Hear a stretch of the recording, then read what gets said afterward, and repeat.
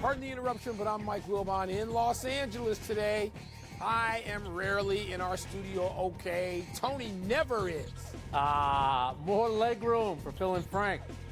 Oh, Tony, absent again. Living the How life. about that? Hey, Mike, have you heard the news? Apparently the Knicks are in the second round. The news travels slowly out here. Yes, Frank. it does. We got lots of California teams and Arizona teams, and we got Western stuff happening. We don't need that I-95 junk. Welcome to PTI. Tony has the day off for load management. Sir Anthony Davis is laughing. So I'm joined by our great friend, Mr. Frank Isola. Wow. Bigger crowd today. Yeah. Let's start with the Celtics stomping the Sixers in Game 2 last night to even that series at 1. Jaylen Brown scored a team-high 25, and Boston won by 34. Doc Rivers described Joel Embiid as rusty in his return to the court, but James Harden concluded, and I'm quoting now, "We'll be all right. We'll be great." Close quote. Frank, do you share the Beard's optimism? You know, I do, and I also think I like the fact that Embiid played last night. I think you're one of those guys that didn't want Joel Embiid to play. I didn't. You're well, right. Mike, he hadn't played in 13 days. At some point, he was going to get out there and play, and I think Doc talked about it last night, just getting some of the rust off of Joel Embiid. And in a blowout, as weird as it sounds, it worked out perfectly for Philadelphia from this standpoint. He played 27 minutes, so now when they play tomorrow night in Philadelphia, you know what's going to happen? He's going to get his MVP trophy. The crowd is going to be on fire. They got to win in Boston. I thought it was important to get Embiid out there. Now they need him and Harden playing well together. Remember, this team is 5-1 in the playoffs, and Boston, who I think is the most talented team left in the field, has been somewhat vulnerable. They've lost home games. You realize in their last 15 home playoff games, they're 7-8. So I still think Philadelphia can go back there and win a game. Frank, let me admit that I was wrong in my approach yesterday about not wanting to play Embiid. It was about the risk for me. But after watching the post game last night and hearing Doc, God knows I've known Doc long enough to have been talked out of a position or two by him in my life. I just thought, you know what? He's right. Get the rust off. You know, now he came through apparently unscathed, so that helps me reverse my position. But yeah, I mean, the fact that the Sixers were able to get through that, feel pretty good, have that deep sigh of relief that their MVP, the league's MVP, is back out there, I think is good. And I believe Harden as well. I believe the Sixers can and will be great in Game 3 back in Philadelphia. Look, no place is going to soar and feel good about itself like Philadelphia when one of its own is announced as a league MVP. Yep. We know what that place is going to be like for Game 3. So, yes, and Embiid, if he feels better, if he really got out unscathed last night, he can go and have a day of treatment and come into Game 3, yes, I think they will be. I think that Embiid is the best player on the court, with all due respect to Jason Tatum. That's why he was MVP. I know I voted Jason Tatum fourth. I don't know where you had him. That's where I had him. But I just think that the Sixers, I got to see them lose games 3 and 4 in Philadelphia before I just award this thing to Boston. And I don't know that I don't think we're going to see that. You know, Philadelphia is the kind of place. I was there for Game 1 against the Brooklyn Nets. It was a 1 o'clock game on a Saturday. The building was filled by the time the national anthem was sang. Can you imagine what it's going to be like tonight? And to your point, they're going to give Embiid the trophy. It's their first home playoff game in 12 days. And what I loved about Embiid, you saw him on the defensive end, he didn't look rusty. And the way that he flopped, he certainly wasn't rusty. He's still very good there. He just needs to move a lot better. I give Boston credit for this, though. They were trying to pull him away from the basket, make him work a little bit. How many three-pointers did Al Horford shoot?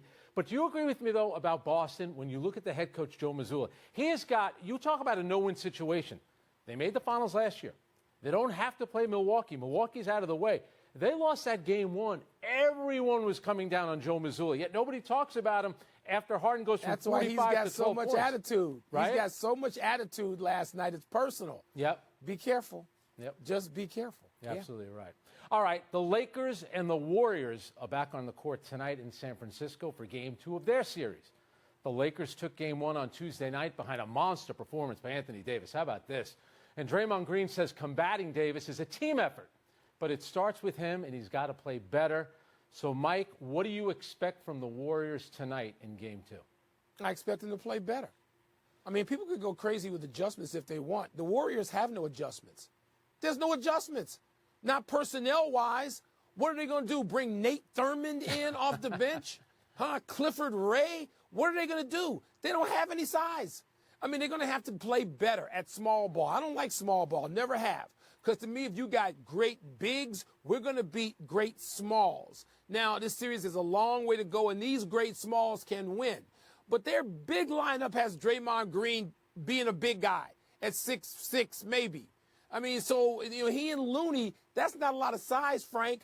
They're going to have to play better, harder, more intensely, better, particularly in the paint. They can't get dominated around the basket. Look, don't tell me mid-range basketball simply cannot work. I know you have to get a reasonable number of threes up right now. We're going to get to the Suns. They're suffering in that department themselves. And Golden State they're more than capable of filling it up with threes. But that alone, they hit 21 threes in Game 1. They did not win the game. Yeah. I don't expect that Anthony Davis can play 44 efficient minutes or prolific minutes.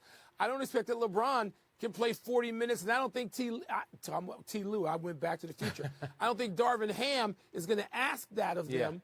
So the Warriors have to be better at what we already know they're great doing. Now, that's what they have to do. They have to keep shooting threes because, the Game 1 was the first time that they've ever had 15 more three-pointers than their opponent and lost the game. And I got to give Anthony Davis a lot of credit because if you remember, that game was tied. After Steph tied it, Steph went into the lane, and Anthony Davis blocked the shot. Then Poole came down, he missed, and then the three-pointer from Poole, which everyone was all upset about. But the Warriors, the only way they're going to beat the Lakers, you got to try to run them into the ground. Steph, they clocked it. Steph ran 2.7 miles in Game 1. Klay Thompson ran 2.8. What they're trying to do is get Anthony Davis and LeBron James, 38-year-old LeBron James, they're trying to run them into the ground. Anthony Davis played 44 minutes. The question is going to be, can he play well on a consistent basis? If you go back to the first round, whenever he has 20 or more points, the very next game, he scores 16 or fewer. Yeah, he's not been able to follow up a good game, and they need him. He needs to be their best player. LeBron could obviously have good games, but at 38 years old, Anthony Davis is the guy that has to dominate. That's the only way they're going to win. Yes, you're right. I think that tonight, though, it has to be we're going to see more of Austin Reeves. We're going to see more of Jared Vanderbilt, at least attempting to be more involved, because LeBron, nobody in the game today is as good at reading the situation on when he needs to get teammates involved and when he hits the go button himself. But like you, I'm looking at this, Frank, saying, okay, how many minutes do you want LeBron to do that? And how successful is Golden State going to be in getting Anthony Davis involved in pick and roll? Even if he blocks some shots, and he's going to, for him to be active and tired after only one day of rest, not multiple. So there's, the storylines seem fairly obvious going into that game. It's a question of who's going to win them. And you're right about the size. They can't match up with them. But if Anthony Davis could control the paint, because LeBron is back there like a middle linebacker, he's telling everybody else what they're supposed to do on the defensive end. It's going to have to be Curry. It's going to have to be Klay Thompson. But here's my other thing about the Golden State Warriors. They were awful in Game 5 at home against Sacramento. They weren't very good. They've lost their last two home games. They'll be great. They better win tonight. Great tonight. They better. Where's Andrew Bogut when you need him? Huh? Exactly. Back in Australia, mate. To the NHL and last night's series opener between the Oilers and Golden Knights. Edmonton star Leon Draisaitl scored 4 goals, including one on a bank shot off the back of Vegas goaltender Laurent Brossoit, but it wasn't enough. Vegas wins 6-4. So, Frank, what did you find more compelling, Vegas winning or Draisaitl's 4 goals? Joe Pavelski of the Dallas Stars scored 4 goals the night before. And I'm thinking, whoever scores 4 goals in a hockey game and they lose, I looked it up. It was Ray Ferraro of the Islanders. He's now an ESPN analyst. It was, almost 30 years ago now against the Capitals. 24 hours later, the same thing happens. And I get the Vegas Knights are at home. And I know so many of the road teams have won games this far in the playoffs. But scoring 4 goals, your team has to find a way to win. And Leon Draisaitl, he's got 11 goals and 15 points thus far in the playoffs, and we're only in the second round. That's impressive. He needed somebody else on his team to do something. Defensively, they weren't good. Nobody else was really contributing much. 4 goals in any game is big. In a playoff hockey game on the road, come on now. But, Frank, it's like the NBA, the NHL is, in that scoring is insane. I mean, I turn on the Carolina game thinking, having picked against them, and they're up 3-0 before I can get the clicker in hand. I mean, some of the scores in these games, whatever happened to 2-1 to tense 2-1 goaltender battles and the goaltender standing on his head. The goaltender not standing on his head. The goaltenders in every game need an ice pack, it seems. But look, Draisaitl's 4 goals were impressive. There's no question about it. But Frank, Edmonton's in that space where they're not Toronto. Then they haven't gone so long that the drought is like, 40 years in the desert. But Edmonton's looking to win this thing. They don't need personal heroics. Yeah. They know they can get that. They know they got stars. Nobody's questioning their star power. We're questioning whether they can win the Stanley Cup this year. Yeah, and Connor McDavid, their best player, the best player in the league, has got a leg injury. What do we think? I know you're big on analytics, so I got to give you a stat here. Oh, yeah. Players that have played at least 7 playoff games. Now, Leon Draisaitl's played 44. He is averaging 1.68 points per game. Only one player in NHL history is averaging more. That's at 1.84. It's another. He's not even the leader in his own franchise. That, of course, is Wayne Gretzky. Of course. He averages the most points per game. Amazing. Let's take a break. Coming up, Patrick Beverley and Russell Westbrook apparently think they deserve rings if the Lakers win the championship. What's the word for that? I don't know about that. And how best to describe Wander Franco's flippant ball flip on a ground out last night. Do you have a problem with the Oilers spending all that time in Santa Monica, probably hanging out with you before they went to Vegas? No, they were here. The reports, when I got back to L.A. here, the reports that they were here are around. Sir, yeah. It's rainy. It's rainy and cloudy here. What do you stay here for? It's probably snowing. Time to fill in some blanks with Fill In Frank. You see what I did there? What's first? Patrick Beverley and Russell Westbrook are blank to want rings if the Lakers win the title. Did you hear this, Frank? You hear about Pat Bev saying they should get rings and be waiting on their rings? Are you serious? You'd be waiting till forever and a day on that. I mean, Pat Bev is a valuable basketball player. He's valuable to the Bulls, more valuable to them in 20 games than he was to the Lakers. No, and Russ didn't say this, so this is on Pat Bev. Delusional is the word. You're not getting anything. You led the Lakers to 13th place and about 6 games under 500, if my memory serves me correctly. You're getting nothing. All your contribution amounted to was being able to get out so we could retrieve the players that led us to this point in the playoffs. Delusional, Frank. Well, that's why I'm going to be a New York wise guy and say it's justified.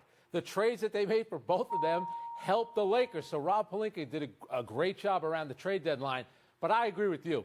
To me, this is Russell Westbrook is probably thinking, keep my name out your mouth. What I might have said to you, I made a flippant comment when I ran into you. There's no way that Russell Westbrook, with all the pride that he has, been an MVP in the league. He's going to the Hall of Fame. There's no way that Russell Westbrook is taking a ring from the Lakers. Now, he might want a playoff share if they win. That's a little bit different. That's money. There's no way. He's not putting that ring next to his MVP trophy, his retired jersey in OKC. Come on, Mike. There's no way Russell Westbrook said it and meant it. No chance. I can't imagine it either, given what, he's had some veiled shots at the Lakers, which are totally, I understand it. He was so terrific with the Clippers. Why would he want to associate in that way with the Lakers? I don't believe that. I would have to hear it out of Russ's mouth, and we haven't heard it out of his mouth yet. What's next? Wander Franco's ball flip was blank. This is another I can't believe I saw this. Because when you're watching the clip, it becomes evident that this is intentional.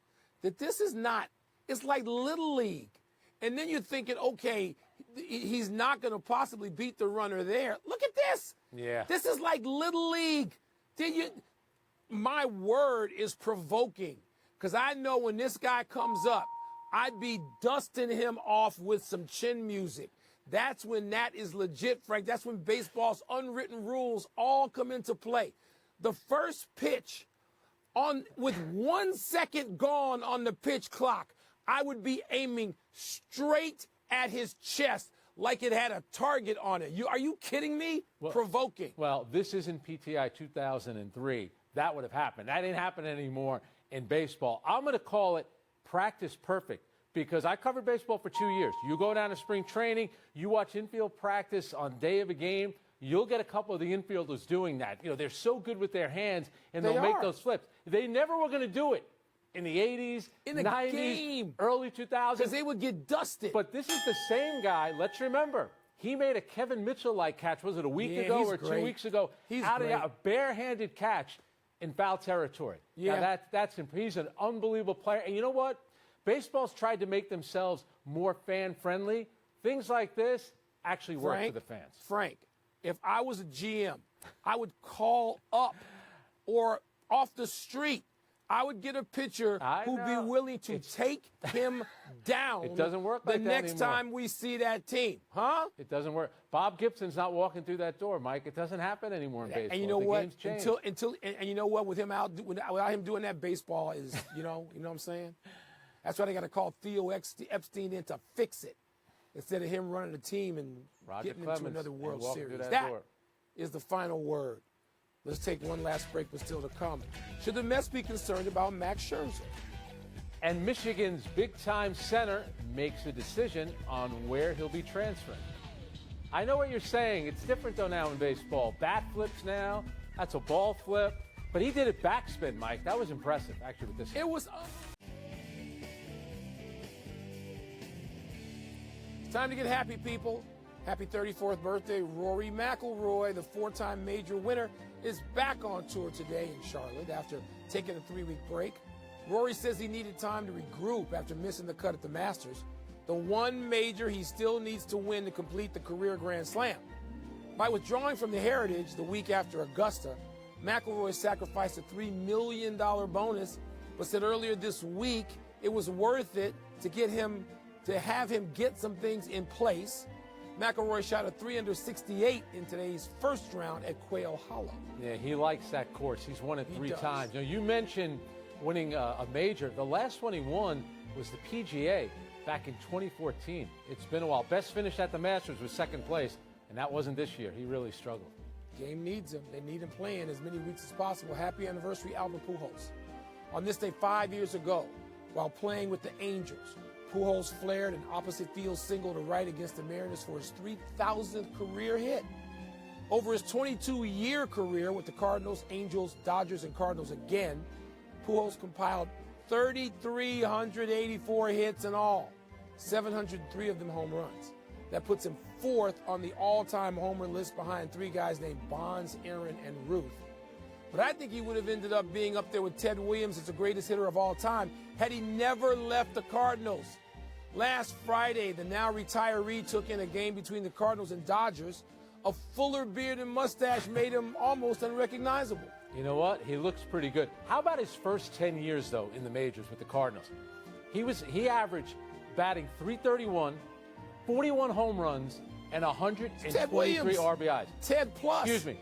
That's Joe DiMaggio numbers. Either. Not Ted Williams. I'll take either. That's Joe DiMaggio. But that's incredible what he did. Yes, it is. He should have stayed in St. Louis. I'm glad he did. Yep. Happy trails to two of the first 9 pitches Justin Verlander threw today in his Mets debut. Having recovered from an ailing back, Verlander took the mound this afternoon in Detroit to face the Tigers, a team that employed him for 13 seasons. Riley Green homered on Verlander's 7th pitch, and my man Javi Baez followed with one on Verlander's 9th pitch. Those were the only 2 runs that the 3-time Cy winner surrendered over 5. He struck out 5.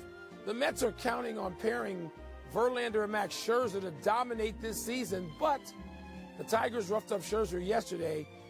He gave up 6 over 3 1/3 in his first start back from his suspension for his pitching hand being too stiff. Yeah. He was asked about that. Did you have rosin on your hand? You should have seen the look he gave the reporter.